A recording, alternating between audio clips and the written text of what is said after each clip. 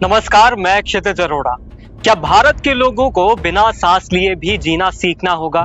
क्योंकि भारत के हर नागरिक का सामना इस गूंगे बहरे सिस्टम की वजह से एक ना एक दिन ऐसी ही किसी भीड़ से तो होगा ही, जैसी घटना नई दिल्ली रेलवे स्टेशन पर घटी है। 18 लोगों ने अपनी जान गंवा दी है। जिस दिन आपका सामना ऐसी ही किसी घटना से होगा, तब आपको दबा दिया जाएगा, आप तड़पेंगे और मर जाएंगे। इसलिए मुझे लगता है कि डार्विन के विकासवाद सिद्धांत को आगे बढ़ाना चाहिए और बिना सांस लिए भी जीना सीखना चाहिए, क्योंकि भारत का ये गूंगा, अंधा और बहरा सिस्टम आपका सर्वाइवल फॉर द फिटेस्ट वाला टेस्ट जरूर लेगा। कौन थे ये 18 लोग? आपकी हमारी नजरों में ये इंसान थे। कोई किसी का भाई था, कोई किसी की बहन, बेटी, बेटा, किसी की माँ और अन्य। लेकिन जान गंवाने वाले ये लोग सरकार और सिस्टम के लिए महज एक आंकड़ा थे। मानो आंकड़े जारी किए गए, मुआवजे का ऐलान कर दिया गया और काम खत्म हो गया।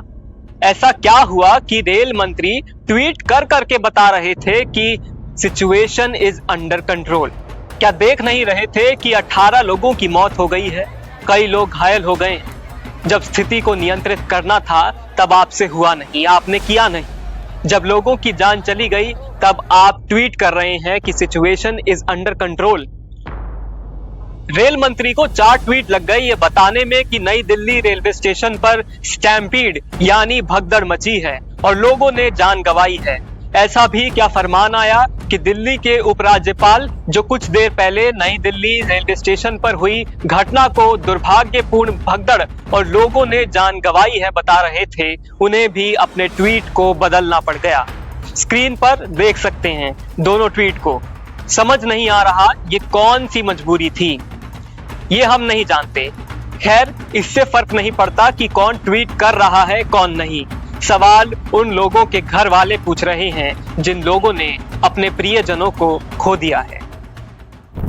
नहीं, जो एक्सपायर हुए मेरा बेटी और बीवी है। कहाँ से जा रहे थे, कहाँ के रहने वाले हैं? हरियाणा से जा रहे थे, अपना घर जा रहे थे, नवादा जिला, घर पटवा सराय हुए। अच्छा, क्या नाम है आपका? राजकुमार मांझी। तो कितने बजे की घटना, कब मतलब था?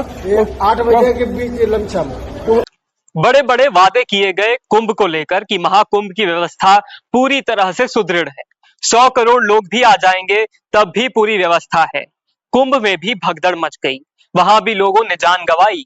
मान लिया कि इतनी भीड़ भाड़ वाले आयोजन में कुछ गड़बड़ हो गई, वहां भी लोगों ने जान गंवाई। लेकिन उस महाकुंभ की घटना से सरकार ने क्या सीखा? रेल मंत्री अश्विनी वैष्णव ने क्या सीखा? प्रशासन ने क्या सीखा?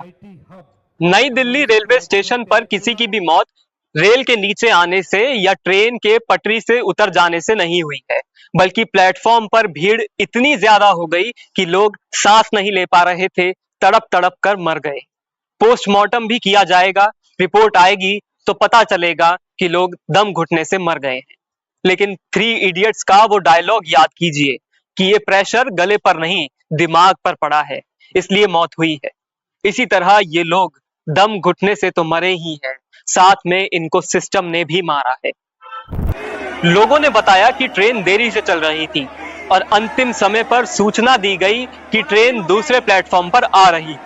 लोगों के बीच अफरा तफरी मच गई। क्या भीड़ अचानक से रेलवे स्टेशन पर प्रकट हो गई? क्या पुलिस और रेलवे फोर्स को नहीं दिख रहा था कि भीड़ बढ़ रही है?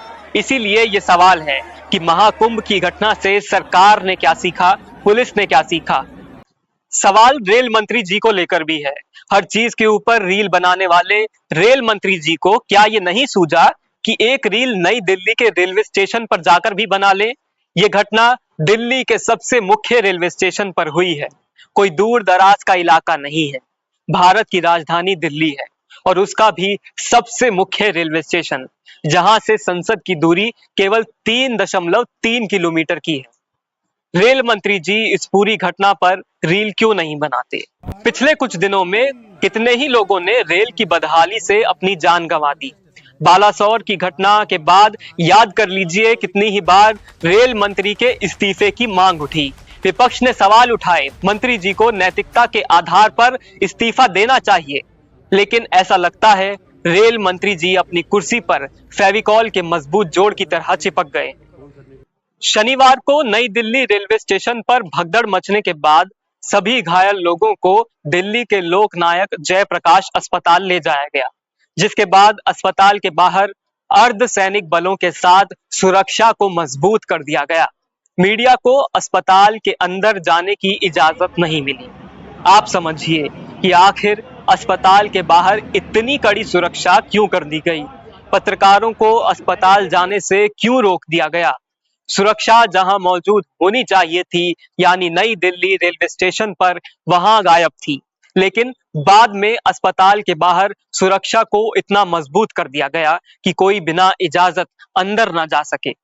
आखिर सरकार छिपाना क्या चाहती थी? उसी रात भगदड़ मचने के कुछ देर बाद ही नई दिल्ली रेलवे स्टेशन से लोगों का बिखरा हुआ सामान साफ कर दिया गया। प्रशासन ने इसमें इतनी तेजी दिखाई कि कुछ ही मिनटों में जहां कहीं किसी के जूते चप्पल पड़े थे, उस जगह को पूरी तरह से साफ कर दिया गया। ये तस्वीर भगदड़ मचने के कुछ देर बाद की है और उसी के कुछ देर बाद उसी रात इसको इस तरीके से चमकता हुआ साफ कर दिया गया, जैसे मानो कुछ हुआ ही नहीं।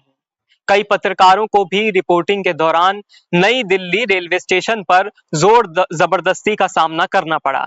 कहीं वीडियो डिलीट करने को कहा गया। मॉलिटिक्स नाम के एक चैनल की संवाददाता सौम्या राज, जो नई दिल्ली रेलवे स्टेशन से रिपोर्ट कर रही थी, लोगों से बात कर रही थी, उनको दिल्ली पुलिस के कुछ अधिकारियों ने रिपोर्टिंग करने से रोकने की कोशिश की। उन्होंने सौम्या से कहा कि वो लोगों से बात न करें और अपने फोन से वीडियो डिलीट कर दें। जब वो नहीं डरी तो उन्हें हिरासत में लेने की भी धमकी दी गई और करीब आधे घंटे तक ये चला। अंत में पुलिस वालों ने उनसे वीडियो डिलीट करने का नाटक करने के लिए कहा, जिससे उनकी नौकरी बच जाए। ये पूरी घटना सौम्या ने एक वीडियो संदेश की तरह जारी की है। ऐसी ही कई और भी घटनाएं पत्रकारों के साथ सामने आई हैं। इससे यह साफ होता है कि सरकार कुछ तो छिपाना चाहती थी। वो नहीं दिखाना चाहती थी कि कोई भगदड़ मची है। महाकुंभ में हुई भगदड़ को भी मैनेज करने की कोशिश की गई थी। याद कर लीजिए और समझ लीजिए कि आपकी और हमारी जान की कीमत कितनी रह गई है। भारत के लोग ऐसी ही भीड़ का शिकार हो रहे हैं, कहीं दबकर मर जाते हैं। इसकी भी पिछले कुछ समय में कितनी ही घटनाएं सामने आई हैं। लेकिन फर्क क्या पड़ता है? सबक क्या लिया जा रहा है? समझ में नहीं आता। याद कीजिए, पिछले ही वर्ष उत्तर प्रदेश के हाथरस में एक धार्मिक आयोजन में 120 से ज्यादा लोगों की जान भगदड़ मचने से चली गई थी। प्रशासन क्या कर रहा था समझ में नहीं आया। लोगों ने जान गंवा दी। उस समय खूब हंगामा हुआ, आयोजन करने वालों पर सवाल उठे, लेकिन उनका क्या हुआ पता नहीं। असल में प्रशासन की नाकामी को दबा दिया गया। भारत में आपकी जान की कीमत क्या रह गई है? मैं तो कह रहा हूं कि भारत के हर नागरिक को कुछ देर बिना सांस लिए रहने की प्रैक्टिस कर लेनी चाहिए। आप कहीं भी कभी भी ऐसी ही किसी भीड़ का भारत के नकारे सिस्टम की वजह से शिकार हो सकते हैं। आपको दबा दिया जाएगा, सांस नहीं आएगी और तड़प कर मार दिए जाएंगे। हाँ, मार दिए जाएंगे। उसके बाद मुआवजे का ऐलान होगा और कुछ नहीं। नमस्कार, मैं क्षितिज अरोड़ा।